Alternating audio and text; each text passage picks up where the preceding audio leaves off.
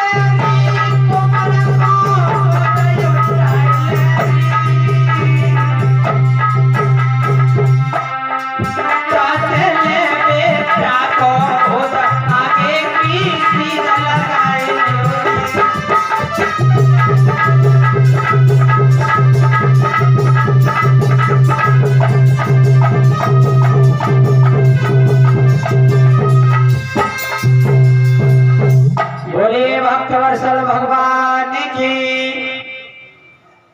मेरे श्रोता बंधुओं, आज जिस समय महाराज हरिश्चंद्र और पत्नी तारा पुत्र रोहितास जिसमें बगने के लिए जा रहे थे, तो आज रोहितास को प्यास लगी है, प्यास की वजह से बेहोश हो जाता है। तो आज रानी तारा कहने लगी, महाराज मेरे पुत्र को थोड़ा जल पिला दो। तो महाराज हरिश्चंद्र कहने लगे, रानी जल पीना तो बहुत दूर की बात है, जहां तक मेरा शासन है वहां तक जल पीना तो दूर, मैं जल को देख भी नहीं सकता। अरे इस बच्चे के ऊपर अपने पल्लू की थोड़ी हवा कर दो तो इस बच्चे को होश आ जाएगा। जिस समय महारानी तारा ने जिस समय बच्चे की हवा की है तो रोहितास को होश आया है। धीरे धीरे लोग आगे बढ़ते चले गए, पहुंच जाते हैं काशी नगर में। तो आज काशी नगर के बीच चौराहे पर जाकर के विश्वामित्र ने तीनों प्राणियों को खड़ा कर दिया। लोगों साथ ही साथ एक बात और बताते चले, महाराज हरिश्चंद्र को और उनके परिवार को विश्वामित्र ने काशी नगर में ही क्यों बेचा? बेचने के लिए वाराणसी, हरिद्वार या इलाहाबाद काफी नगर थे, बड़े बड़े शहर थे, वहां भी तो जा सकते थे। लेकिन मेरी समझ में तो यहाँ के दो कारण आए हैं लोगों। एक तो जैसा कि मैं बता चुका हूँ, जो कि कालू महंतर की जो मां थी, जिसने महाराज हरिश्चंद्र के ऊपर जल का लोटा डाला था, तो उसी के वचन के अनुसार महाराज हरिश्चंद्र को काशी नगर में जाने के बाद कालू महंतर के यहाँ पर जल भरना था। और दूसरा प्रमाण इसका ये मिलता है, आप लोगों ने देखा होगा कक्षा 6 की एक किताब आती है जो भारत के महान व्यक्ति के नाम से विख्यात है। उसमें महाराज हरिश्चंद्र का एक आख्यान आया हुआ है। उसमें लोगों मैंने पढ़ा है कि आप जिस तरीके से अपने यहाँ पर गाय और भैंस की जैसे पैठ लगती है, सुकाबाद, शीर्षानंद, इसी तरीके से लोगों प्राचीन समय में काशी नगर में मनुष्यों को पशुओं की भांति खरीदा और बेचा जाता था। इसलिए महाराज हरिश्चंद्र को ले जाने के बाद में विश्वामित्र ने आज काशी नगर के बीच चौराहे पर खड़ा कर दिया और आवाज लगाने लगे, विश्वामित्र जवाब दिया है काशी नगर के लोगों, तुम्हारे यहाँ 3 प्राणी बिकने के लिए आए हैं। जिस किसी को बच्चे की जवान की या स्त्री की जरूरत हो तो वो आकर के ले सकता है। लोगों आज विश्वामित्र आवाज लगा रहे हैं, कैसे?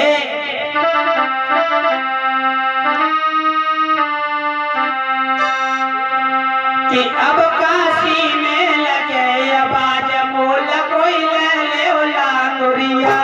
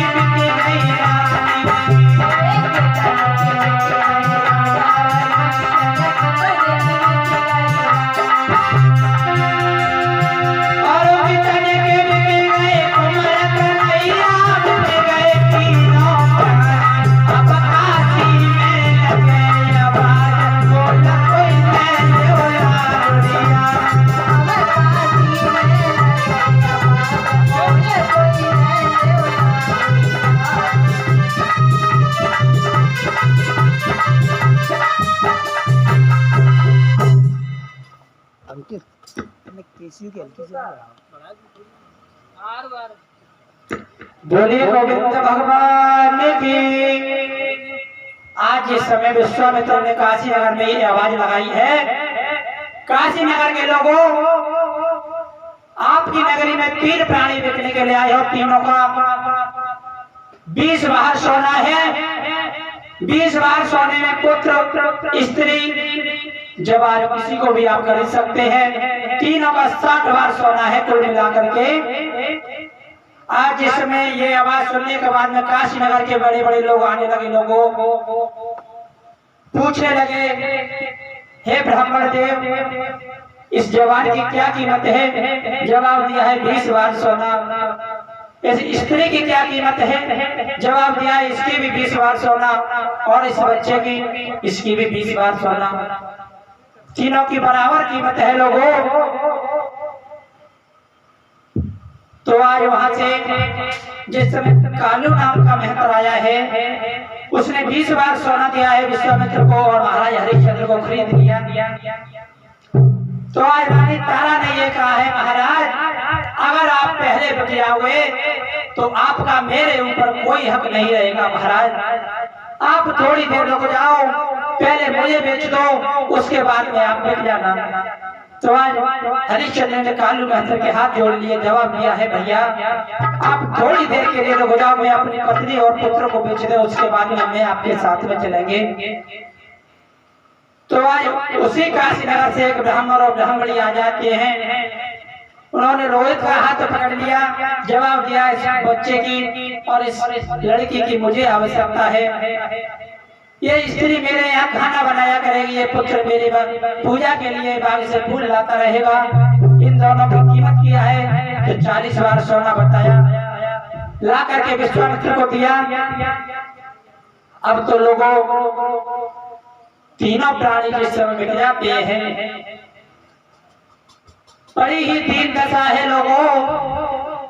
कहाँ एक सत्यवादी राजा हरिश्चंद्र थे, लाखों लोगों पर शासन किया करते थे, लाखों लोगों पर अपना हुक्म चलाया करते थे। आज वही राजा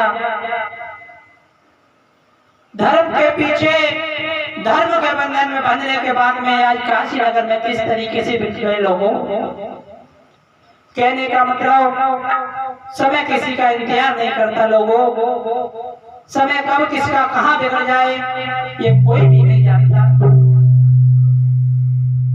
एक कवि लिख रहा है और समझा रहा है वो लोगों, कर्म चाहिए कछु करवाए और होनी बड़ी है बलवान।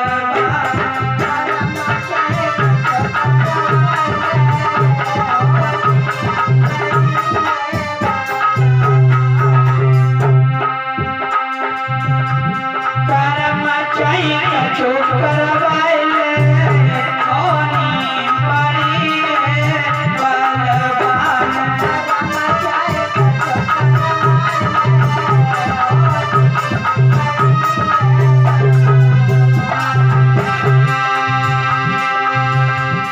एक दिन नलराज पे टूटी,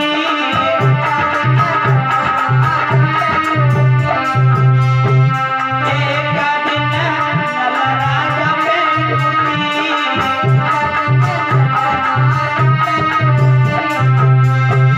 हार को मिल गई टूटी।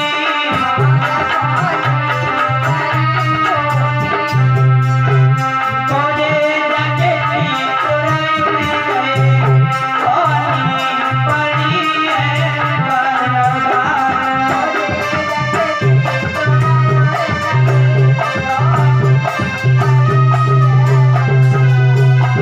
सभी चाहिए कछु करवाए होनी बड़ी है बलवान।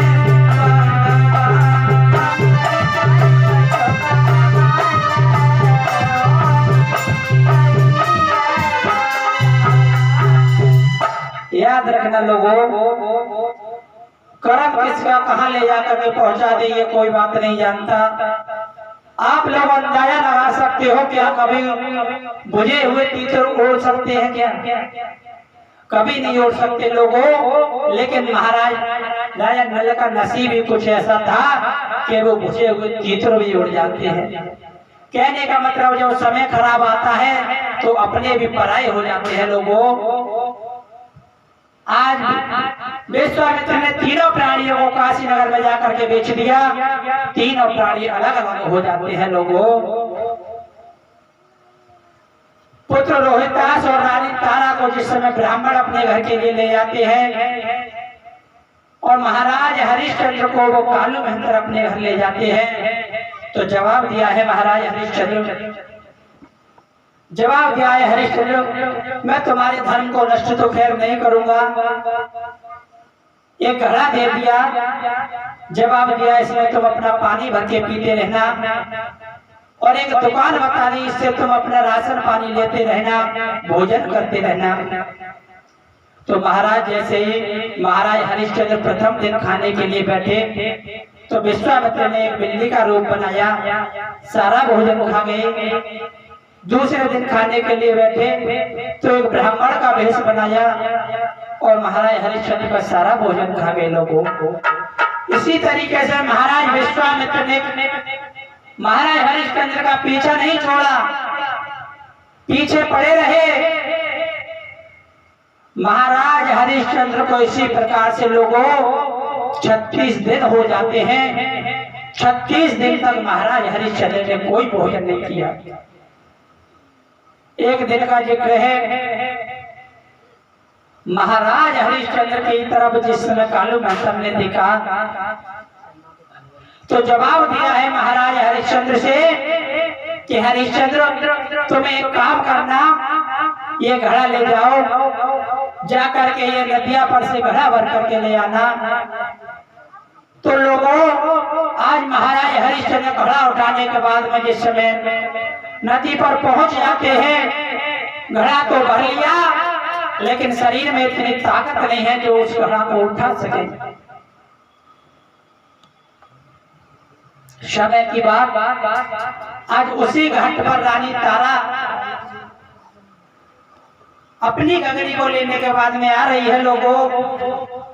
तो आज महाराज हरिश्चंद्र ने देखा है कि ये तो मेरी रानी तारा लगता है आ रही है। तो लोगों जवाब दिया है, जिस समय रानी तारा पास में आई तो जवाब दिया रानी तारा तुम, जवाब दिया भगवान मैं भी इसी घाट पर पानी लेने के लिए आती हूँ। तो महाराज हरिश्चंद्र रानी तारा को देखने के बाद एक बात बोले है, रानी तारा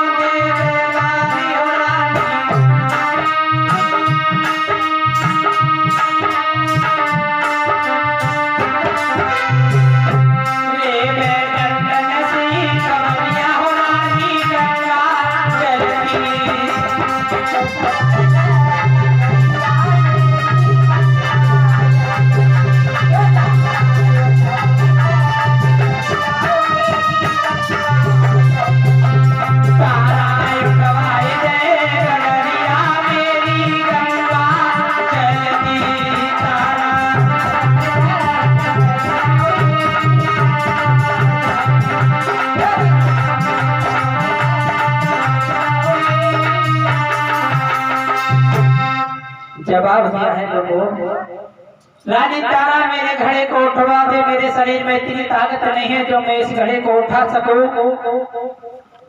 तो आज रानी तारा कहने लगी, महाराज इतनी जल्दी कैसे भूल गए, अब मैं आपकी पत्नी नहीं, क्योंकि आपने मुझे बेच दिया, अब आपका मेरे ऊपर कोई हक नहीं है। हाँ महाराज, मैं आपका घड़ा तो नहीं उठवा सकती, लेकिन एक युक्ति जरूर बताऊंगी जिससे ये घड़ा आपका आसानी से उठ जाएगा। जवाब दिया है, महाराज आप थोड़े गहरे जल में घुस जाओ, उसके बाद में इस घड़े को उठाना आसानी से उठ जाएगा। आज महाराज ने वक्त वही काम किया, घड़ा तो उठा लिया, लेकर के चले हैं। जिस समय कालू मेहतर के दरवाजे पर पहुंचे, एक ठप्पा लगा, घड़ा फूट गया। उसी वक्त कालू मेहतर आ जाता है, कहने लगा, क्यों मैं हरिया, क्या तू भोजन नहीं करता? अगर इसी तरीके से घड़े को छोड़ेगा तो मैं कहां से इतने घड़े लाऊंगा? भक्तों, जिस समय कालू मेहतर को यह मालूम हुआ है कि महाराजा हरिश्चंद्र ने 36 दिन भोजन नहीं किया, तो आज उसे थोड़ी दया आ गई। तो आज हरिश्चंद्र से यह जवाब दिया है, हरिश्चंद्र आज के बाद तुम घड़ा भरने नहीं जाओगे, आज के बाद तुम ये लाठी लो, ये कंबल लो और जाकर के शमशान घाट में पहरा देना। लोगों, आज महाराज हरिश्चंद्र से हरिया बन गए। लोगों, समय किसी का इंतजार नहीं करता। एक दो लाइन का कीर्तन, उसके बाद में आगे की तरफ।